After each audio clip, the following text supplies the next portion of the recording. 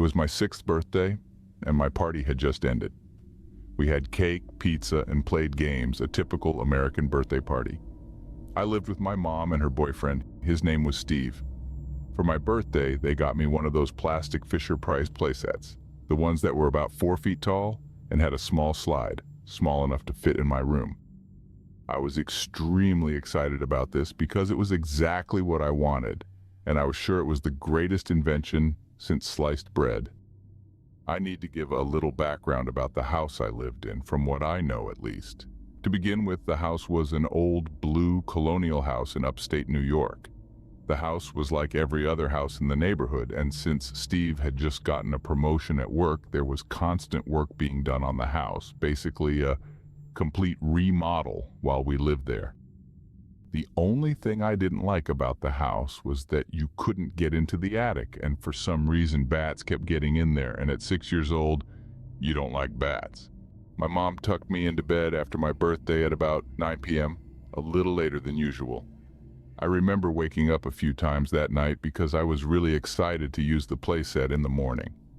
I didn't get to play with it much that day because of the assembly. One of the times I woke up, I remember looking at the playset when I saw 2 shadows, a boy and a girl. They looked like they were talking to each other. As a child, I didn't want to be scared, so I rationalized this as the shadows of the trees playing tricks on my mind, just like my mom would have said.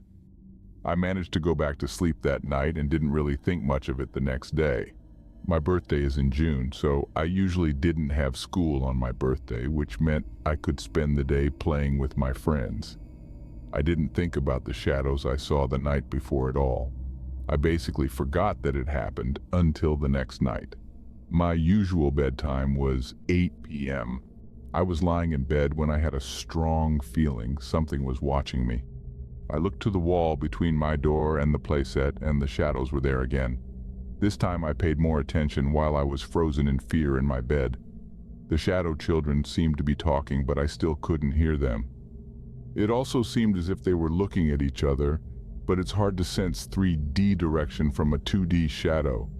I screamed for my mom, and she ran into my room and turned my light on. At this point, the shadows disappeared. My mom then let me sleep in her bed that night, which she never let me do. She assumed I had a nightmare. Every night from then on, when I would look at the wall at night, those shadows would be there. When this would happen, I would call for my mom, and the cycle repeated. During this time, Steve and my mom would argue a lot, and I wasn't sure why, but I know I didn't notice it at first. The house had also gone into a full remodeling where almost half the house would always have something being done to it. I wish for school. This was back when school was fun and all your friends would be there. I hated spending any time in the house, and I would try to go to my grandma's whenever possible. This cycle repeated for a while, but then one night something changed. Lying in bed, something felt different. I wasn't sure if I had built up a sort of tolerance to the shadow people that were in my room at night, in the same place, doing nothing but silently talking to each other, or if I was just dumb. That night I decided that I didn't want to wake my mom up for some reason. I decided I would be brave enough to walk right past the shadows to my mom's room. I think it might be important to remember that whenever my mom would come by, these shadows would disappear. I still don't know why. I walked past the shadows, and nothing happened. I was then in the hallway with the light right above me and my mom's room to my left. I remember looking up at the light and then back to my mom's room, and then back to the light. I did this a few times, and then I remember just staring into the light. I'm not sure why, but I was drawn to the light. This is where the story starts to get a little confusing, but I will try my best to explain to you what I can. This next part of the story will be what I can remember as of today, and then I will try to fill in some blanks with what my family remembers and could tell me. After looking at the light, for some reason, I decided that I didn't want to wake my mom up, which was weird because I never cared before. I went back to bed, and the next thing I remember is sitting in the living room watching TV. There was construction all around me and plastic covers on the couches so that none of the drywall or new paint got on them. I remember I was sitting on the floor, watching static on the TV. To me, this memory seems like an out-of-body experience, and I feel like I was there but didn't feel in control. These memories are like a flash to me. I have them, but nothing in between. I only have one more memory of being in that house.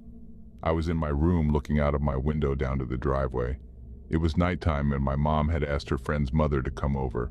Her name was Danielle, but everyone called her Dee. I remember watching her pull up into the driveway and give my mom a hug. I could hear them for some reason, and this also seemed like an out-of-body experience. I heard Dee say that there was a boy and a girl spirit in the house, but they weren't the problem. The problem was that there was a dark and evil entity in the house, and it wanted me. Dee and my mom then proceeded to burn sage in the house. I assumed I went to bed, but when I woke up, I was at my grandma's house, and it was many days, I don't know the exact amount of time, after the light incident. I felt fine when I woke up, and I don't think I even noticed anything different. I often spent the night at my grandma's house. As I sit here and write this story, I am a 21-year-old senior in college. Every so often I think back to these events and am just confused. I have no answers. I try to come up with my own conclusions, but I can never think of a rational one. I have a hypothesis for what happened, but I won't share that with you now. I want you to come to your own conclusion. Maybe someone else has gone through the same type of situation. That was the point of writing this story. I am hoping that someday someone will read this and be able to help me. It would be easy to say I was possessed or something, but that seems too unreal. If the memories I have weren't so vivid, it would be hard for me to believe this story, but I assure you that this happened.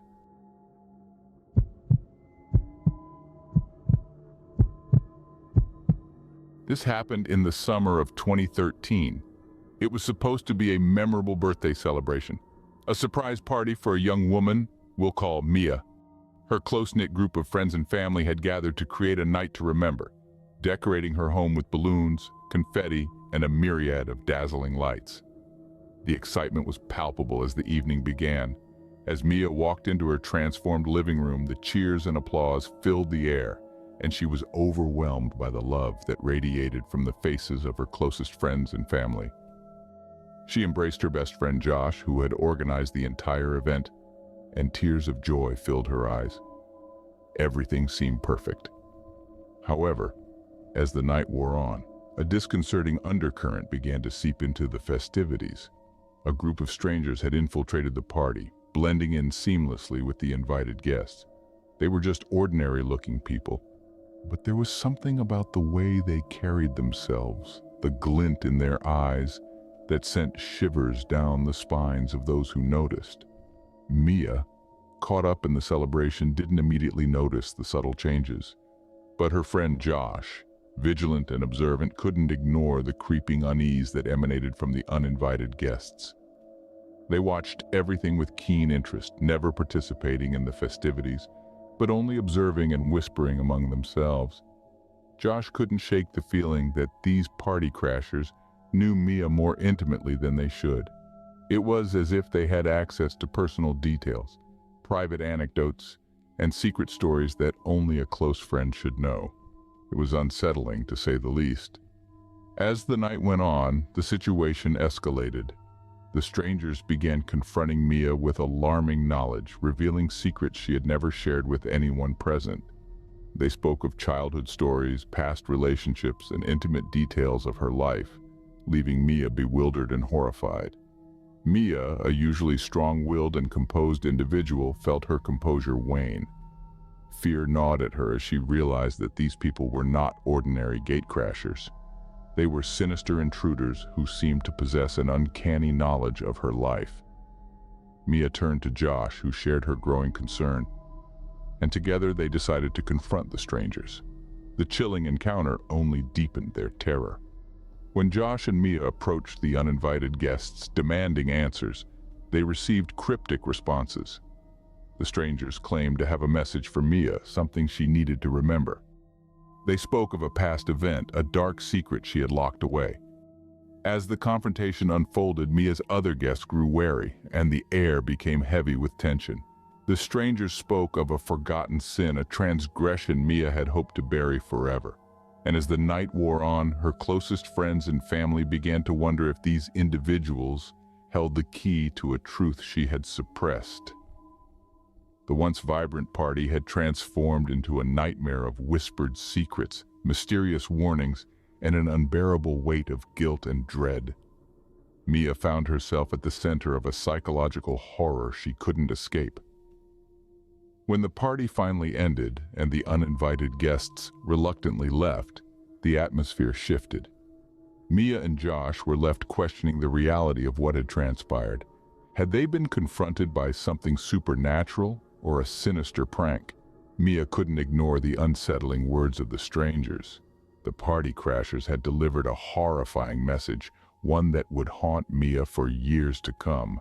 The truth she had buried was no longer hidden, and the psychological torment of that night would follow her into every waking moment, forever a chilling reminder of a party that turned into a nightmarish ordeal.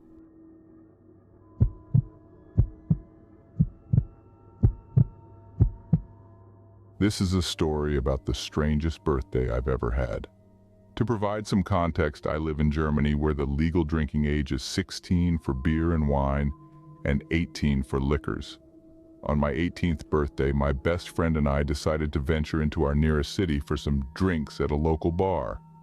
It was a Tuesday night during school summer break, so the crowd was sparse, and we savored the moments while sipping on margaritas. Out of the blue, our waitress, who I coincidentally knew from her time at my school, informed us that two men wanted to buy us drinks. She pointed towards a table at the far end of the outdoor section. It was around 10 p.m., and despite it being midsummer, darkness was descending, making it challenging to see the men clearly. We figured, why not, and decided to express our gratitude. Upon approaching them, I noticed the two men, a younger individual, whom we'll call Tom, and an older man who was visibly intoxicated. The older man was staring at me intently without even blinking, and eventually said, "You're so beautiful. Do you know how beautiful you are?" I told him I had just turned 18, laughed awkwardly, and thanked him, aware of his inebriation. I attempted to steer the conversation away from his inappropriate remarks. As we delved into a general life discussion, Tom informed us that the older man was his neighbor and going through a divorce. Tom had brought him out for the evening to provide some distraction. It seemed like a kind gesture, especially since the older man was continuously interrupting our conversation with his inappropriate comments about me. However, the situation took a dark turn. The older man began expressing his despair, stating that he saw no purpose in life and contemplated suicide. Given my own experiences with depression, I wasn't overly alarmed, but rather felt sympathetic and tried to comfort him. While doing so, I discreetly texted my best friend, who was seated next to me, to devise an escape plan. But then he made a shocking declaration, exclaiming, "I can't take it anymore. I want to end it. I have a knife on me right now. I'm going to do it right now." He was threatening to take his own life, pleading for us to provide a reason not to commit this act right before our eyes. Tom began apologizing and attempted to calm him down, although with limited success. I felt sorrow for the man, but having met him just an hour and a half ago, and given his intoxicated state and the fact that he claimed to have nothing to lose while carrying a knife, I grew increasingly uneasy. My best friend and I, now anxious, devised a plan via text. She quickly changed my name to a male friend's name in her phone and, while hiding my phone in my vest pocket, called me. Her acting was so convincing that for a moment I questioned whether she was genuinely calling or if she had found a friend to call us. At this point, the older man was imploring us not to leave, intensifying our discomfort. However, we apologized, and on the verge of departing, Tom requested my number. In haste, I provided it, which he promptly called to verify. After his call, I blocked him. To Tom, if you ever read this, I'm sorry. You seemed like a kind person, but that night was quite unsettling. My best friend and I still jest about the rapid transition from 0 to 100 that evening and how unprepared we were for such an experience. Although nothing untoward happened to us, it was a night filled with fear. This story serves as a reminder that, while we remained unscathed, one can never be certain of the depths of human behavior. Stay safe, everyone, because you never know what people might be capable of.